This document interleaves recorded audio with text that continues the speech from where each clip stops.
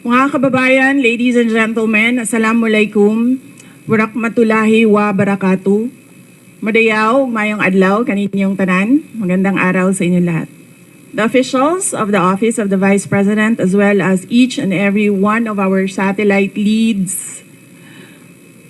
office leads were in receipt of a letter from the chairman of the Committee on Good Government and Public Accountability dated September 13, 2024, requesting our presence or that of our duly authorized representatives in today's initial deliberation with preliminary determination on privilege speech number 379.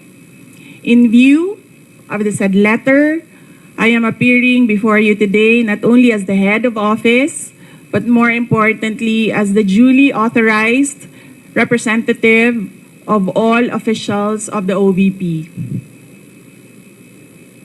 Simply because we have not done anything wrong. There is no misuse of funds. If there are audit findings, we shall gladly respond to them before the Commission on Audit. And if there are legitimate cases to be filed, then we shall gladly respond to them before the appropriate courts.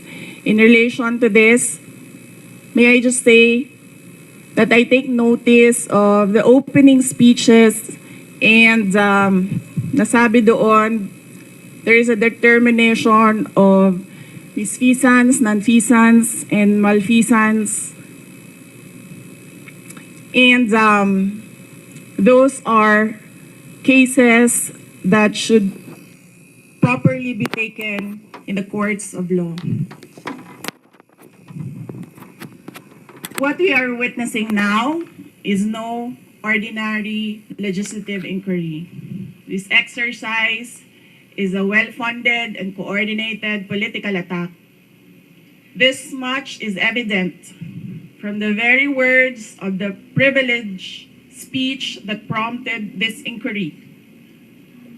A speech that simply meant to say, do not vote for Sara on 2028. It is clear to me that this inquiry is not about misused funds, accountability, or governance. Instead, it is solely aimed at discrediting my name and my office to prevent future political contests.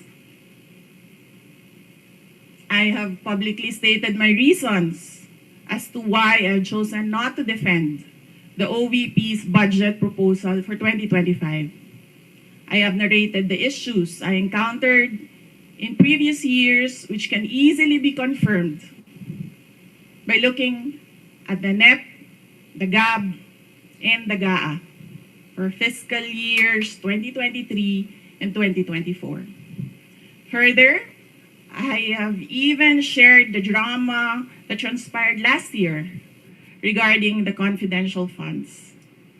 Hence, just as we have done last year, we again leave the 2025 OVP budget to the pleasure of Congressman Martin Romualdez. I am not asking for any special treatment, nor am I asking you to uphold any tradition. There is no disrespect. All I am saying is that you have the complete freedom to do whatever you wish with the OVP budget. If you feel that all the documentary submissions are not enough, then by all means, huwag kayo magbigay ng budget. Sa totoo lang, hindi naman ang budget ang punteriya ninyo. Dahil napakadali naman magtanggal ng budget. What you are trying to do is make a case for impeachment. Hindi naman ako kakandidato sa nalalapit na eleksyon.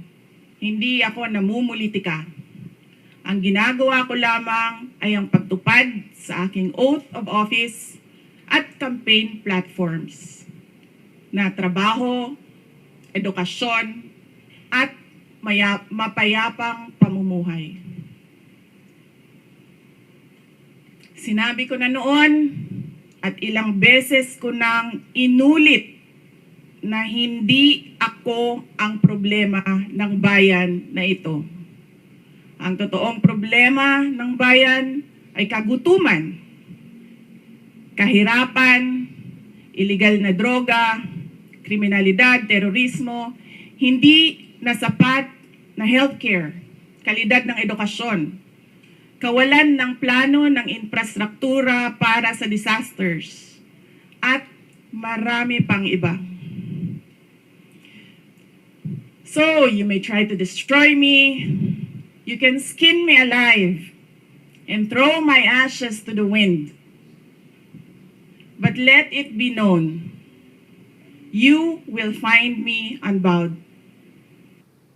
I will continue to serve the Filipino people no matter the personal cost or political intrigue. Having said that, I will not allow myself to be subjected to an inquiry based on an empty privilege speech just so you can attack me and do indirectly what you failed to do directly during the budget hearings.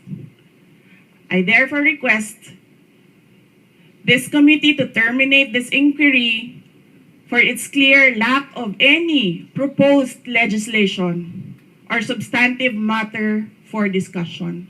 Shukran.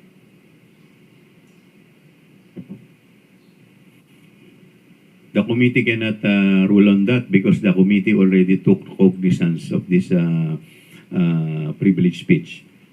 Anyway, we will now proceed.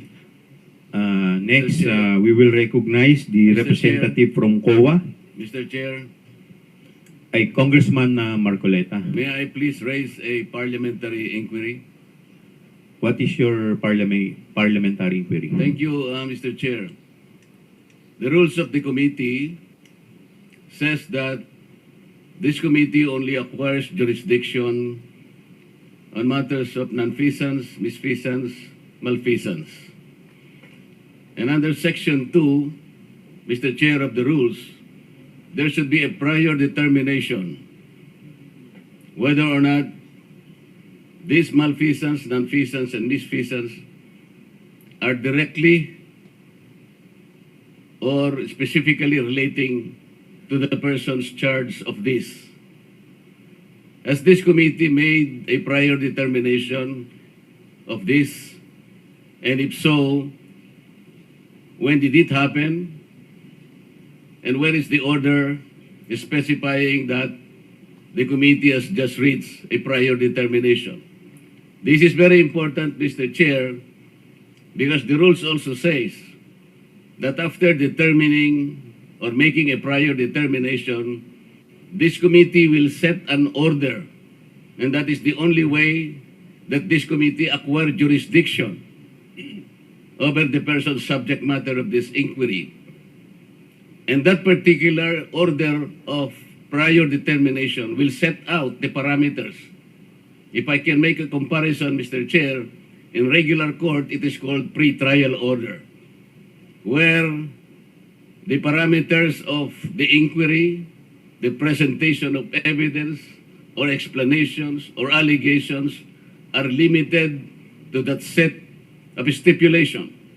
So considering, Mr. Chair, and I assume that there is no prior determination, I do not think how we can start the meeting today because we are supposed to observe the rules. I am referring to Section 2 of the rules of this committee, Mr. Chair. Thank you.